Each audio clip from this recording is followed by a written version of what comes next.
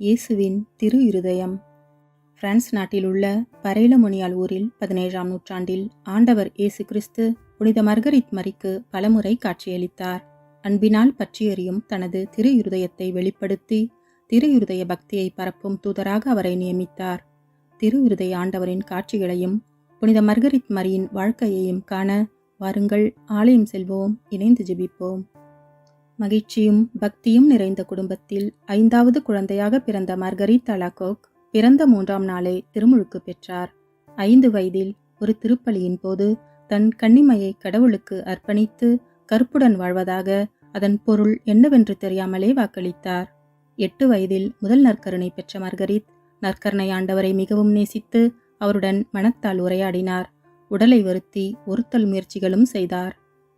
தந்தையை இழந்த மார்கரித் 10 வயதில் முடக்குவாத நோயினால் பாதிக்கப்பட்டு 4 வருடங்கள் நடக்க முடியாமல் துன்பப்பட்டார். ஒரு நாள் அன்னை மரியாவை நோக்கி நம்பிக்கையுடன் மன்றாடினார்.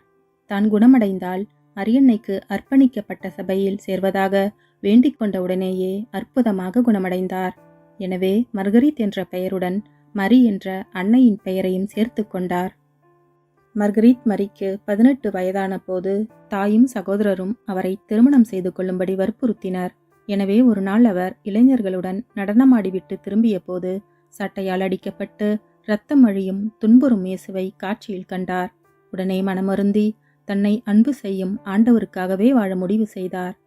பரேலமொனியாலில் உள்ள மினவுதல் கன்னியர் இல்லத்திற்கு சென்றபோது, நீ இங்கு இருக்க வேண்டும் என்பதே என்னுடைய ஆவல் என்ற ஆண்டவர் இயேசுவின் குரலை கேட்டவர் 24 வயதில் அங்கே சேர்ந்தார்.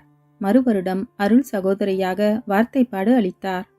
நேரம் கிடைக்கும் போதெல்லாம் திவ்ய நற்கருணையின் முன் பக்தியுடன் ஜெபித்தார். இறை பிரசன்னத்தால் நிரப்பப்பட்டு ஆண்டவர் இயேசுவை பலமுறை காட்சிகளில் கண்டார். அவற்றுள் 3 காட்சிகள் முக்கியமானவை.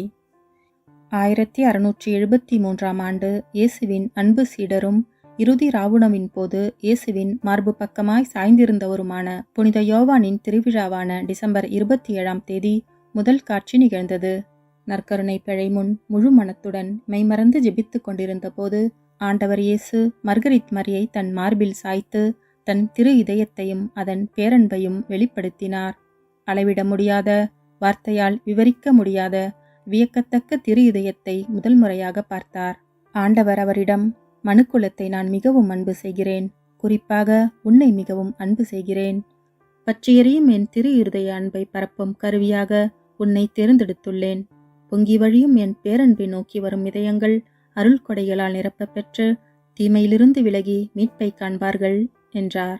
தான் தகுதியற்றவள் என்று தயங்கிய மர்கரித் மரியிடம், தகுதியற்ற உன்னைத்தான் தேர்ந்தெடுத்தேன், ஏனெனில் அனைத்தும் என்னால் செய்யப்படும் என்று கூறிய ஆண்டவர் மர்கரித் மரியின் இதயத்தை எடுத்து பற்றியெறியும் தன் திரு இதயத்தில் பொருத்தி மீண்டும் அதை எடுத்த இடத்தில் வைத்தார்.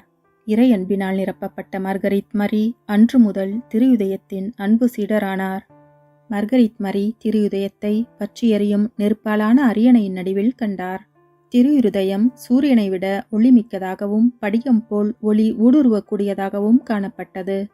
குத்தி திறக்கப்பட்ட காயத்துடன் காணப்பட்ட திரு இருதயம் முள்முடியால் சூழப்பட்டிருந்தது.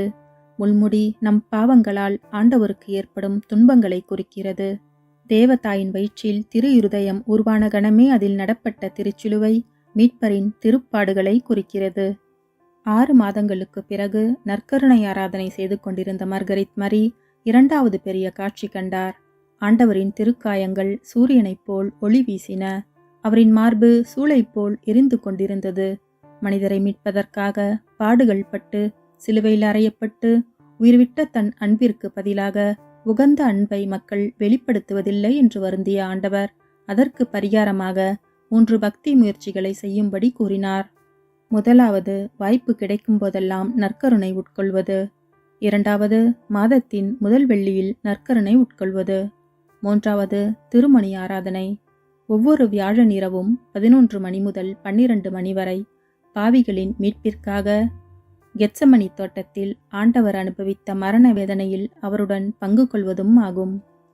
1 வருடத்திற்கு பிறகு மூவரு இறைவன் பெருவிழாவின் போது திரு இருதய ஆண்டவர் மீண்டும் காட்சியளித்தார்.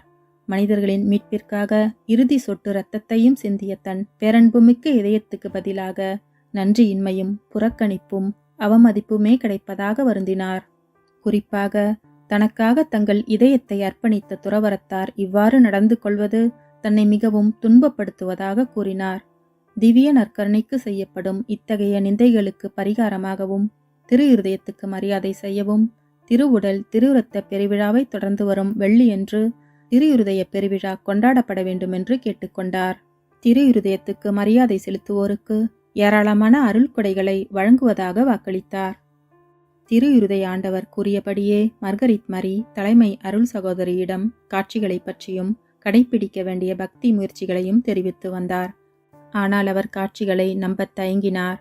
அக்காலத்தில் தினமும் திருப்பலியில் பங்கேற்றாலும் எப்போதாவது தான் நற்கருணை உட்கொள்ளும் வழக்கம் இருந்தது. சில அருள் சகோதரிகள் அவரை பைத்தியம் என்றனர்.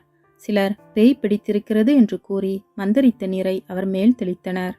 கலங்கிய மர்கரித் மரியிடம், என்னுடைய உண்மையான ஊழியரும் சிறந்த நண்பருமான ஒருவரை உன்னிடம் அனுப்புவேன் என்று ஆண்டவர் கூறினார். அதன்படியே பரேலமொனியாலில் இருந்த இயேசு சபை துறவற இல்லத்தின் தலைவராக 32 வயதான அருள்தந்தை குளோதுலா கொலம்பியர் பொறுப்பேற்றார். வினவுதல் கண்ணியருக்கு ஒப்புரவு அருள் சாதனம் வழங்கிய அவரிடம் காட்சிகளை பற்றி கூறும்படி தலைமை அருள் சகோதரி அனுமதி அளித்தார். மிகுந்த இறைபக்தியும் பல திறமைகளும் நிறைந்த அருள் தந்தை மர்கரித் மரியிடம் அருள் கொடைகள் நிரம்பி வழியும் ஆன்மாவை கண்டார். அவரின் குழப்பங்களை தீர்த்து திரு இருதய ஆண்டவரின் காட்சிகளை உறுதிப்படுத்தினார். மர்கரித் மரியுடன் இணைந்து திரு இதயத்துக்கு தன்னையே ஒப்பு கொடுத்து திரு இருதய பக்தி பரவ வழி செய்தார். மர்கரித் மரியிடம் காட்சிகளை பற்றி எழுதும்படி கூற அவருக்கு விருப்பமில்லாவிட்டாலும் ஆன்மீக குருவுக்கு கீழ்ப்படிந்து திருக்காட்சிகளை பதிவு செய்தார். 18 மாதங்களே அங்கிருந்த அருள் தந்தை பின்னர் வேறு பணிக்காக இங்கிலாந்து சென்றார். திரு இருதய ஆண்டவரின் பொங்கி வழியும் அன்பையும் அளவற்ற இரக்கத்தையும் குறித்து மறையுரைகள் ஆற்றினார். நிறைய எழுதினார். உடல் நலமின்றி மீண்டும் பிரான்ஸ் திரும்பியவர் 41வது வயதில் பரேலமொனியாலில் இறந்தார். மர்கரித் மரி திரு இருதய ஆண்டவரையும் அன்னை மரியா மற்றும் சில புனிதர்களையும் காட்சிகளில் கண்டார். திரு இதயத்தை மிகவும் அன்பு செய்து ஆண்டவருடன் தன்னை மேலும் இணைத்து கொண்டார். ஆன்மாக்கள் மனம் திரும்ப ஒருத்தல் முயற்சிகள் செய்தார். துறவற சபையில் இருந்த அருள் சகோதரிகளும் மனமாற்றமடைந்தனர். நவக்கன்னியர்களுக்கு பயிற்சியளிக்கும் பொறுப்பேற்ற மர்கரித் மரி புனிதத்தை அடைவதற்கு சிறந்த விரைவான வழி திரு இருதய பக்தி என்று கற்பித்தார். நவக்கன்னியர்களும் திரு இதயத்துக்கு தங்களை ஒப்புக் கொடுத்தனர். அனைவரும் திருமணி ஆராதனை செய்தனர். இயேசுவின் முதல் திரு இருதய படத்தை வரைந்து முதல் திருவிழா கொண்டாடினர். ஒரு காட்சியின் போது மினவுதல் சபை கன்னியரும் இயேசு சபையினரும் திரு இருதய பக்தியை பரப்ப வேண்டுமென்று ஆண்டவர் கேட்டுக்கொண்டார். அருள் சகோதரிகள் துறவற இல்லத்தின் தோட்டத்தில் திரு இருதய ஆண்டவருக்காக முதல் சிற்றாலயம் கட்டினர். 43 வயதில் மிகவும் நோயுற்ற மர்கரித் மரி நோயில் புசுதல் பெற்று ஆண்டவர் இயேசுவின் பெயரையும் அன்னை மரியாவின் பெயரையும் உச்சரித்து இறைவனடி சேர்ந்தார். துறவற இல்லத்தில் வாழ்ந்த புனிதர் இறந்துவிட்டார் என்ற செய்தி ஊரெங்கும் பரவியது. அவரிடம் வேண்டிக் கொண்ட பலர் அற்புதமாக குணமடைந்தனர். புனித குளோதுலா கொலம்பியரின் எழுத்துக்கள் மூலம் இயேசு சபையினரிடமும் துறவற இல்லங்களிலும் முதலில் தொடங்கிய திரு இருதய பக்தி 1765ஆம் ஆண்டு திருத்தந்தை 13ஆம் கிளமெண்ட் அங்கீகரித்த பின் பிரான்ஸ் நாடு முழுவதும் பரவியது. 1856இல் திருத்தந்தை 9ஆம் பயஸ் திருவழிபாட்டு நாள்காட்டியில் சேர்த்து திரு இருதய ஆண்டவர் விழா உலகெங்கும் கொண்டாடும்படி செய்தார். ஜூன் மாதம் திரு இருதய ஆண்டவருக்கு அர்ப்பணிக்கப்பட்டது. 1920ஆம் ஆண்டு மர்கரித் மரிக்கு புனிதர் பட்டம் வழங்கப்பட்டது. புனிதரின் திருவிழா அக்டோபர் 16. மினவுதல் கன்னியர் இல்லத்தின் இந்த சிற்றாலயத்தில்தான் திரு இருதய ஆண்டவர் புனித மர்கரித் மரிக்கு காட்சியளித்தார். தடுப்புகளின் பின்புறமிருந்தே அவர் நற்கருணை ஆண்டவரை வணங்கினார். காட்சிகள் கண்டார். பலிபீடத்தின் பின்புறம் திரு இருதய ஆண்டவரின் 2வது காட்சி சித்தரிக்கப்பட்டுள்ளது.